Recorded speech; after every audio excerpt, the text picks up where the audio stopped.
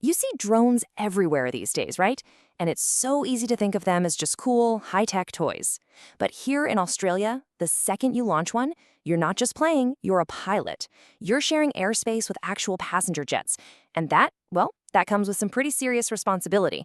So we're going to fly by the book and break down the official rules to see what it really takes to operate safely and legally. And to make sure we get this right, we're not messing around with opinions or blog posts. We're going straight to the source, the Part 101 Manual of Standards from Australia's Civil Aviation Safety Authority, or CASA as they're known. Look, this isn't just a collection of friendly tips. This is the real deal, the official rulebook. And understanding this stuff is the difference between being a responsible pilot and being a real danger. So here's our flight plan. First, we'll get the official language down. Then, we'll walk through what it takes to get your pilot's license and the exams you have to pass, and they're tough. After that, we'll map out the supercritical no-fly zones. And finally, we'll peek into the world of advanced flying, beyond the horizon. Let's get into it. All right, first up, Australia's drone rulebook. You know, before you can even think about touching the controls, you've got to speak the language. In aviation, every single word has a precise meaning, so let's get our terms straight from the get-go. First off, what most of us just call a drone, CASA officially calls an RPA, that stands for Remotely Piloted Aircraft. It might seem like a tiny detail, but in the world of aviation, that kind of precision is absolutely everything.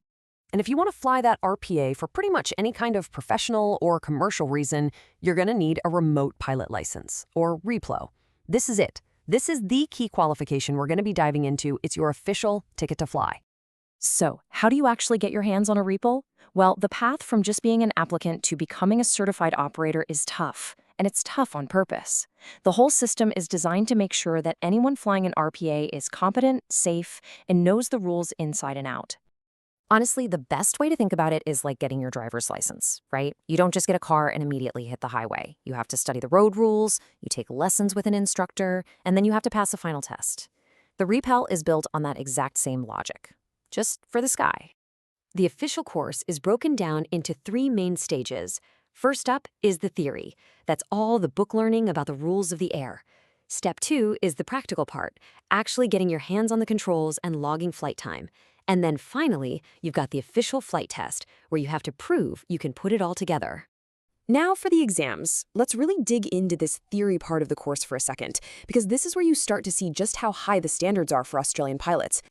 Get this, to pass the main theory exam, you need to score at least 85%. Just think about that for a second. That's a much higher bar than most university courses. This isn't about just scraping by. CASA demands a really deep, proven understanding of how to operate safely in the sky. And we're not talking about a simple pop quiz here. It's a minimum of 80 multiple-choice questions, and it's a closed-book exam. You're being tested on really complex stuff. Airspace classifications, weather systems, aviation law. And the stakes are seriously high. If you fail 3 times, you don't just get to take the test again.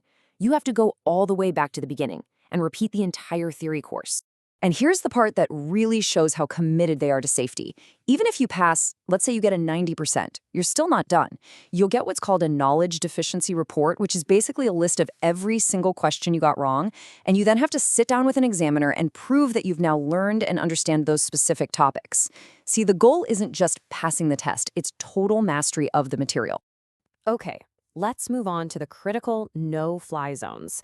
This is, without a doubt, one of the most important things any pilot needs to know, because this is where the world of drones can come dangerously close to the world of planes and helicopters.